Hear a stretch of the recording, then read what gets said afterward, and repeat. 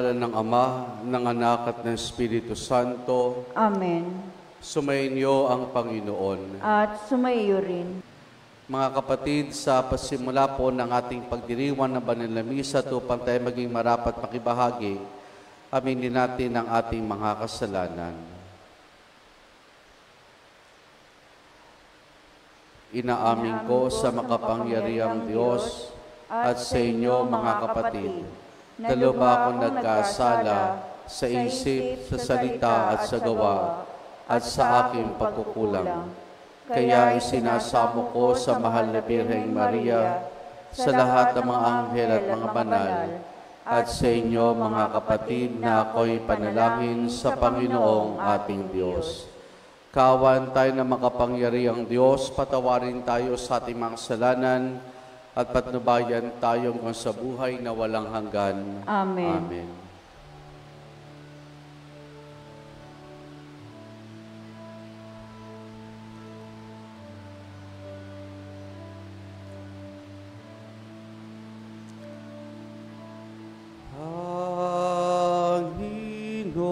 Panginoon, kawan mo kami.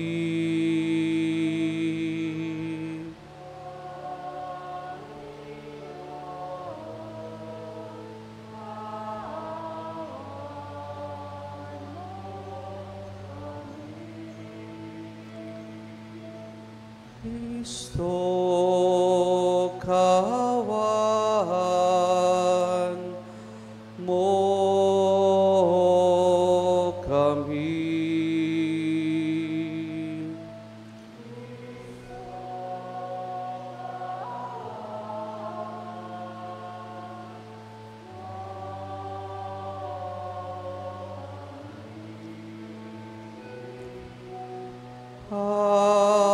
Panginoon, kawan mo kami.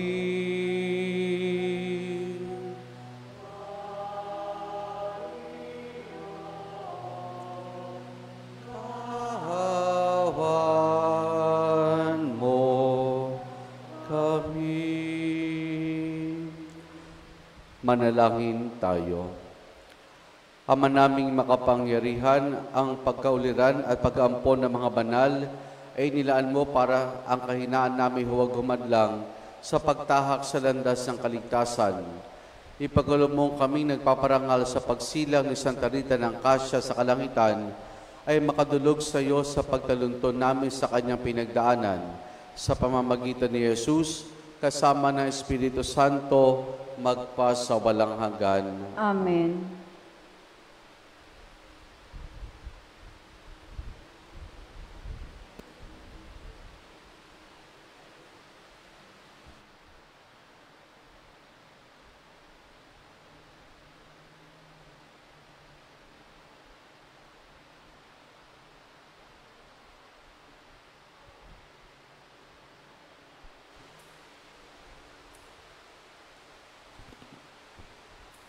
Ang salita ng Diyos mula sa mga gawa ng mga apostol.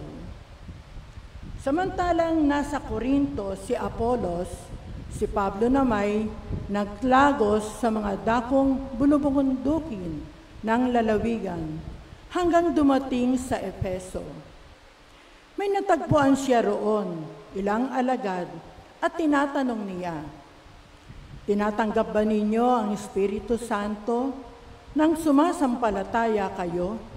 "Hindi po." Tugon nila, "Ni hindi namin narinig may Espiritu Santo. Kung gayon, sa ano kayo nabinyagan?" Tanong niya, "Sa binyag ni Juan." Sinabi ni Pablo, ang binyag ni Juan ay tanda ng pagsisisi. Sinabi niya sa Israelita na dapat silang sumampalataya sa darating na kasunod niya. Sa makatuwid, bagay kay Jesus nang marinig nila ito. Sila'y nagpabinyag sa ngalan ng Panginoong Jesus.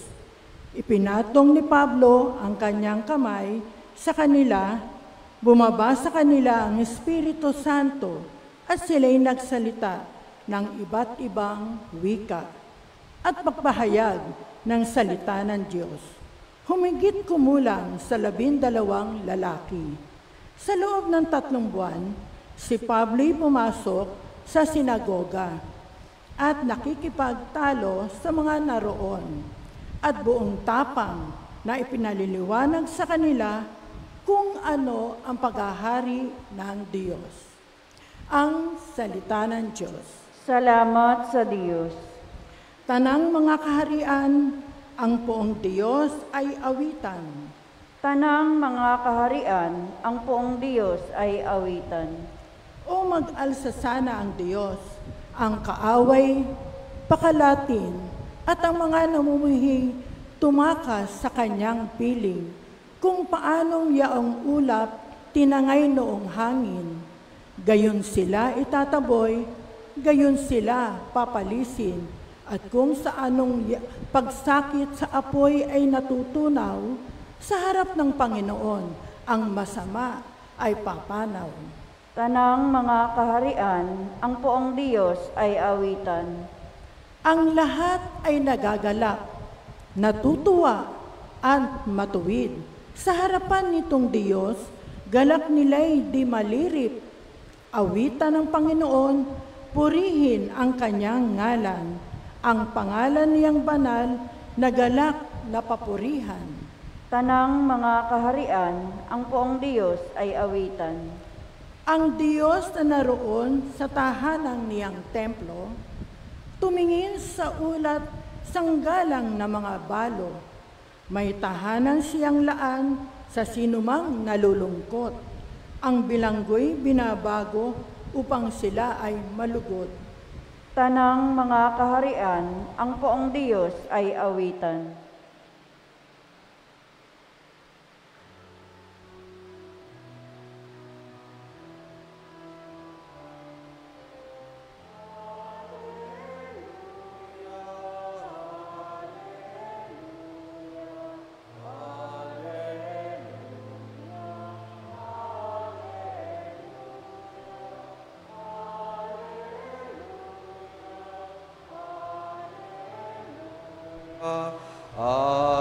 Alleluia, Alleluia,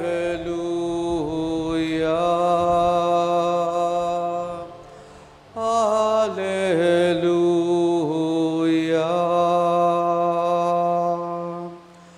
Sumainyo ang Panginoon. At sumaiyo rin. Ang mabuting balita ng Panginoon ayon kay San Juan. Papuri sa iyo, Panginoon. Noong panahong iyon, sinabi ng mga alagad kay Jesus, ngayon po'y tuwiran na ang inyong pangusap sa amin at hindi na patalinhaga.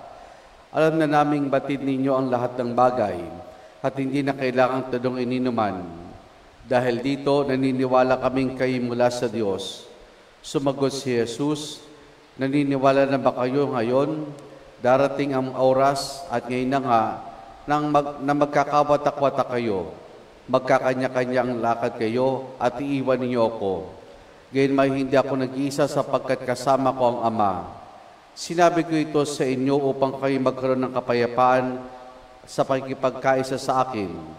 Meron kayong kapighatian dito sa sanlibutan, ngunit laksan ninyo ang inyong loob na pagtagumpayan ko na ang sanlibutan. Ang mabuting balita ng Panginoon. Pinupuri ka namin, Panginoong Hesukristo. Magandang maga po sa ating lahat. Lakasan ang inyong loob dahil napagtagumpayan ko na ang sanlibutan. Ito mga kapatid, ang bahagi pa rin ng panalita ng ating Panginoon sa kanyang mga alagad nung sila ay naghuhuling hapunan. Lakasan ninyo inyong loob sapagkat napagtagumpayan ko na ang sanlibutan. Ano ba yung sanlibutan na tinutukoy dito ng ating Panginoon? Ang kasalanan, gayon din ang kasamaang namamayani sa buhay ng sangkatauhan at sumakop sa sangkalupaan. Kaya ito'y parang words of encouragement para sa atin na sa gitna ng mga, sabi nga, kapigatian, mga pagsubok na maring maranasan natin, ay may Diyos na nagbibigay sa atin ng encouragement na patuloy na lakasan ng loob ng bawat isa sa atin upang sa gayon, tayo ay magtagumpay din laban sa kasamaan. Ngayon, sa ating pong unang pagbasa, muli itong natin ating mga pagdinilay sa gawa ng mga apostol, dahil ito yung buhay ng unang Kristiyanong pamayanan na nabuo matapos sa muling pagkabuhay ng ating Panginoon. Si Pablo po'y patuloy sa kanyang paglalakbay at yun ay meron siyang natagpuan na mga Kristiyano sa Efeso. At nung tinanong niya kung tinanggap na nila ang Espiritu Santo, ang sabi na lamang nila ay hindi pa nila naririnig itong Espiritu Santo. Kaya tinanong sila ni Pablo, ano bang binyag ang inyong tinanggap? Kasi nga, sumasampalataya na sila sa ating Panginoon, bagamat sila ay mga taga-Efeso. Ang sinabi nila ay binyag ni Juan. Kaya sinabi ni Juan, pinaliwanag ni Pablo, pinaliwanag ni Pablo sa kanila na ang binyag ni Juan ay tanda ng pagsisisi. Samantala itong Espiritu Santo ang ipagkakalob sa inyo kapag kayo ay nabinyagang muli. Kung kahit pumayag ang mga taga-Efeso na mga nananampalataya sa ating Panginoon upang binyagan muli at doon tinanggap nila ang Espiritu Santo. Tinanggap nila ang Espiritu Santo at nakapagsalita sila sa iba't ibang wika. Ngayon, tinuturing ito ng simbahan sa dalawang aspeto. Yung una, para itong Little Pentecost na tinanggap ng Little Pentecost, iba ito pagdiriwang natin this coming Sunday, na kung saan bumaba ang Espiritu Santo. Kaya parang Little Pentecost ito para sa mga taga-Efeso. Pangalawa, dito binabatay ng simbahan yung sakramento ng kumpil. Yung sakramento ng kumpil na kung saan batay sa katuruan ng simbahan, kapag tayo tumanggap ng sakramento ng kumpil, ay pinalalakas tayo ng Espiritu Santo. Ngayon, tingnan natin ito sa buhay natin bilang mga Kristiyano na may kaugnayan sa pagpapalakas ng loob ni Jesus at yun din dahil napagtagumpayan na niya ang sanlibutan. Sinabi sa ibang unang pagbasa na ang binyag ni Juan ay ay tanda ng pagsisisi. Kasi ang buhay naman natin ganon. Ang buhay ng Kristiyano ganon. Nagkakasala tayo at darating pagkakataon na pagsisisihan natin ang ating mga kasalanan. At sa pagsisisi natin sa ating mga kasalanan, humaharap tayo sa Diyos. Humaharap tayo sa Diyos upang tayo ay patawarin. Humaharap tayo sa Diyos upang tayo ay patawarin. Pero kung titignan po natin mga kapatid, saan ba halos na-focus ang buhay Kristiyano natin? Saan ba na-focus halos ang buhay Kristiyano natin? Hindi ba sa pagharap sa kasalanan? Hindi ba sa pag-iwas sa kasalanan? Diyan halos na-focus ang ating buhay Kristiyano. Kasi alam naman natin, yan yung dapat nating ginagawa. Pero sabi nga po ni Pope Benedict, ang buhay ng Kristiyano hindi lamang basta pagharap o paghindi sa kasalanan, kundi ito ay pagsabi at pagtugon ng oo sa Diyos. Ito'y hindi lamang paghindi, saying no to sin, but more on saying yes to God. Mag-focus tayo sa patuloy nating pagtugon sa Diyos. Halimbawa po, yung pagtalikod natin, pag hindi natin sa pagsisinungaling, ito'y nangangahulugang pagtugon natin ng oo. Saan? Sa katotohanan. Sa katotohanan. Yung paglaban natin sa mga kawalang pagpapahalaga sa buhay, Halimbawa, abortion, paninirang puri. Yung pag hindi natin diyan, pagtalikod natin diyan, ay nangulugang pagtugon natin ng oo sa dignidad ng buhay na mayroon ang bawat sa atin na kaloob sa atin ng Diyos. Doon tayo dapat matuon sa patuloy nating pagtugon ng oo sa Diyos, sa kabutihan. Huwag lang natin focus ang ating sarili sa pagtalikod. Kasi kapag doon lang tayo sa pagtalikod, nag-focus, okay, may tukso, kapag tagumpayan ko, tapos sa bayon, hindi. Kasi parang madalas hanggang doon lang tayo. Okay, napagtagumpayan ko yung tukso, napagtagumpayan ko yung kasalanan sa pagkakataong ito. Parang tumitigil na tayo doon. Kasi para sa atin, sapat na yun. Napagtagumpayan ko yung tukso ng pagkakataong iyon, kaya hanggang doon na lamang. Pero ang buhay ng Kristiyano, mga kapatid, ay higit pa diyan.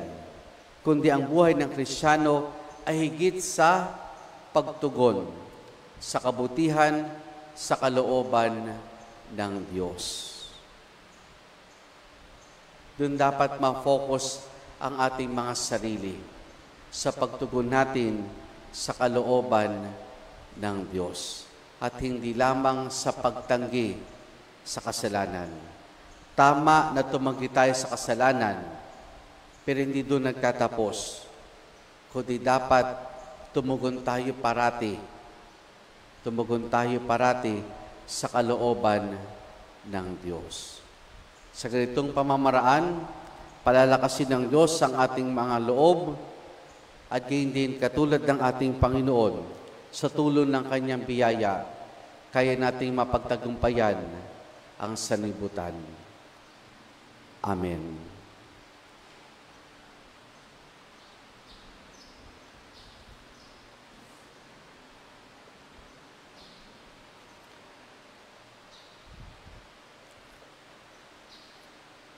Pagkatapos mapagtagumpayan ni Jesus ang mundo, isinugo niya ang Espiritu upang tulungan tayo sa mga hinaharap nating pagsubok at sa ating misyon na magpatotoo sa Kanya. Manalangin tayong upang pagkalooban tayo ng lakas at hilingin natin ang Kanyang tulong sa ating mga pangailangan ating itutugon. Panginoon, loobin mong makasalo kami sa iyong tagumpay. Panginoon, loobin mong makasalo kami sa iyong tagumpay.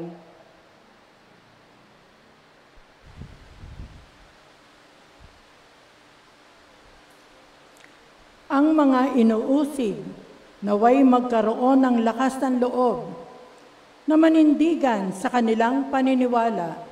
Manalangin tayo sa Panginoon. Panginoon, loobin mong makasalo kami sa iyong tagumpay.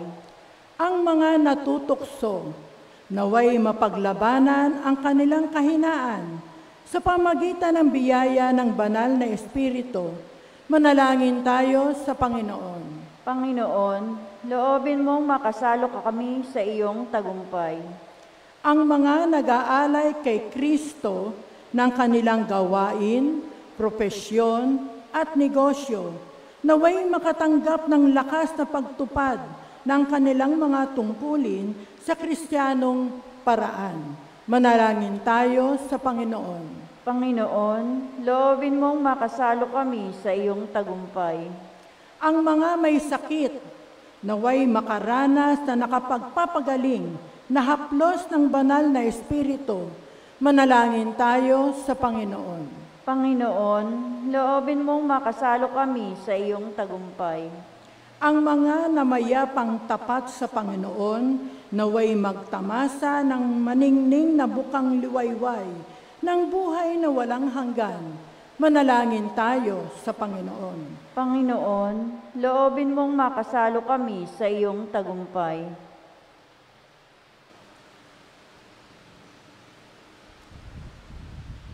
Makapangyarihang Ama, magagawa mo ang lahat ng bagay. Marapati mong gamitin namin ang iyong kapangyarihan sa lahat ng aming ginagawa para sa iyong kaluluwalhati.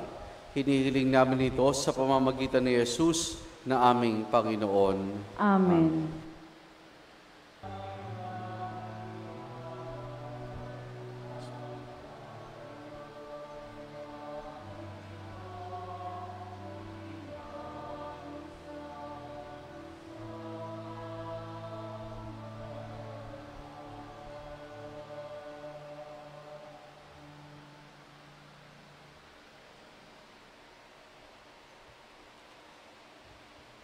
Manalangin kayo mga kapatid upang ang paghahain natin ay kalugdan ng Diyos sa amang makapangyarihan. Tanggapin nawa ng Panginoon itong paghahain sa iyong mga kamay, sa kapurihan niya at karangalan sa ating kapakinabangan at sa buong sambayanan niyang banal. Ama naming lumikha, pakundangan sa paghahain inihanda, ngayong si Santa Rita ng Kasya ay ginugunita, pagkalooban mo kami ng pagkapala, ng kapayapaan at kaisahan, sa pamamagitan ni Jesus, kasama ng Espiritu Santo, magpasawalang hanggan. Amen. Sumainyo ang Panginoon. At sumaiyo rin. Taas sa Diyos sa inyong puso at diwa. Itinaas na namin sa Panginoon. Pasalamatan natin ang Panginoong ating Diyos. Marapat na siya ay pasalamatan. Ama naming makapangyarihan, tunay nga marapat na ikaw ay aming pasalamatan. Ikaw ay nagniningning sa pili ng mga banal na ikinarangal mo sa kanilang kabutihan. Ibinibigay mo silang huwara namin araw-araw at katuwang sa pagsamba sa iyong kamahalan. Sa pamamagitan ng anak mo si Jesus, kami naliligid ng mga banal na tao. Sila ay mga saksi ng pananalig sa iyo ay magaganap namin sa ikararangal mo. Kaya kaisa ng mga anghel, magsisiawit ng papuri sa nang walang humpay sa kalangitan, kami nagbubunyi sa iyong kadakilaan.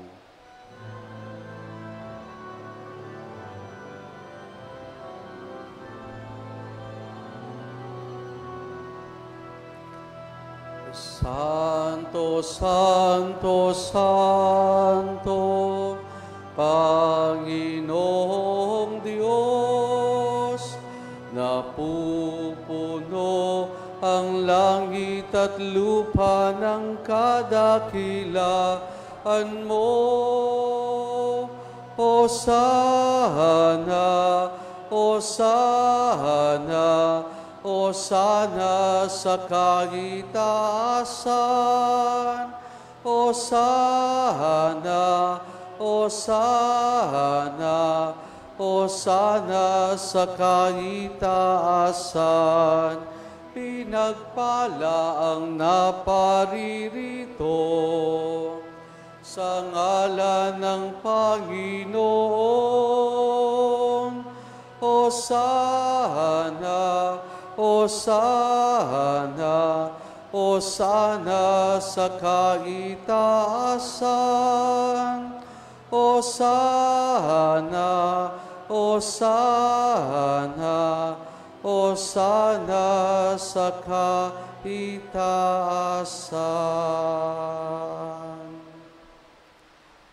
Ama naming banal, ikaw ang bukal ng tanang kabanalan. Kaya sa pamamagitan ng Espiritu, gawin mong banal ang mga kaloob na ito upang para sa amin, maging katawan at dugo ng aming Panginoong Hesukristo. Bago niya pinagtiis ang kusang loob na maging handog, hinawakan niya ang tinapay, pinasalamatan kaniya, pinaghati-hati na yon. Iniabot sa kanyang maalagad at sinabi, tanggapin ninyong lahat ito at kanin itong aking katawan na ihahandog para sa inyo.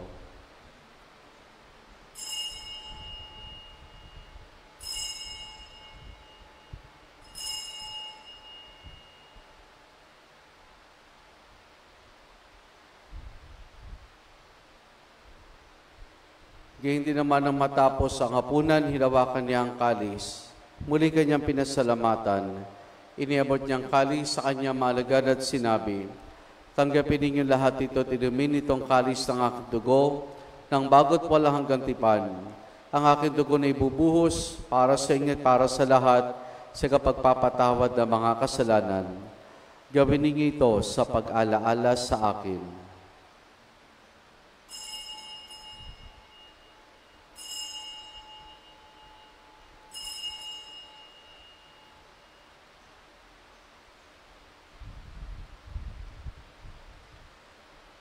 Ang misteryo ng ating pananampalataya. Aming ipinahayag na namatay ang iyong anak, nabuhay bilang Mesiyas at magbabalik sa wakas para hayag sa lahat. Ama, ginagawa namin ngayon ang pag-alaala sa pagkamatay at muling pagkabuhay ng iyong anak, kaya tiniyalay namin sa iyong tinapay na nagbibigay buhay at ang kalis sa kakaloob ng kaligtasan. Kami nagpapasalamat dahil kami minarapat o tumayo sa harap mo para maglingkod sa iyo. Isinasamo namin kami magsasalo-salo sa katawan at dugo ni Kristo ay mabuklod sa pagkakaisa sa pamamagitan ng Espiritu Santo. Ama, lingapin mo ang simbahan laganap sa buong daigdig. Puspusin mo kami sa pag-ibig kay San Francisco naming Papa at ideni sa aming obispo at ng Tanang Kaparian. Alalahanin mo rin ang mga kapatid naming nahimlay na may pag-asang sila'y muling mabubuhay, gayon din na lahat ng mga pumanaw at mga kaluluwa sa purgatorio. Kaawan mo sila at patuloyin sa iyong kaliwanagan. Kaawan mo at pagindapati kaming lahat na makasalo sa iyong buhay na walang wakas. Kaisa ng mahal na Birheng Maria na Ina ng Diyos, ang kanyang kabiyak ng puso si San Jose. Kaisa ng mga apostol at ng lahat ng mga banal, lalo tigil si San Juan Bautista at Santa Rita ng Cassia, na namuhay dito sa daigdig ng kalugod-lugod sa iyo. May pagdiwang naman namin ang pagpupuri sa kararangal mo sa pamamagitan ng iyong anak na aming Panginoong Hesukristo. Sa pamamagitan ni Kristo, kasama niya at sa Kanya, ang lahat ng parangal papuri sa iyo, Diyos amang makapangyarihan, kasama ng Espiritu Santo, magpa sa walang hanggan. Amen. Amen. Amen. Amen. Sa tagubilin mo nakagagaling na utos, sa turo ni Jesus na Panginoon natin at Diyos, ipahayag po natin ng lakas loob.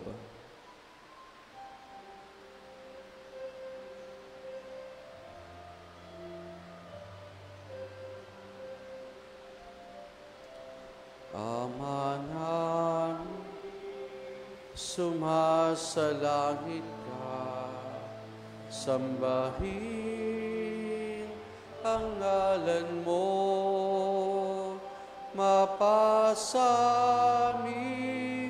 ang kaharian mo, sundin ang loob mo dito sa lupa para nang sa langit. Bigyan mo kami ngayon ng aming kakanin sa araw-araw at patawarin mo kami sa aming magasala para ng pagpapatawad namin sa nagkakasala sa amin, at huwag mo kaming ipahintulot sa tukso, at iadya mo kami sa lahat ng masama.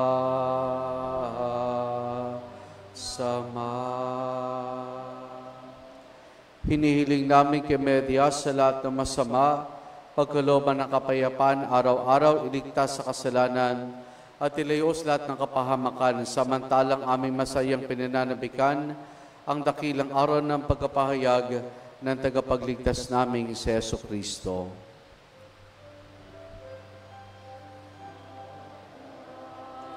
Iyo ang kaharian at ang kapangyarihan at ang kapurihan magpakailanman. Amen. Panginoong Jesucristo, sinabi mo sa mga apostol, kapayapaan ang iniwan ko sa inyong aking kapayapaan ibinibigay ko sa inyo.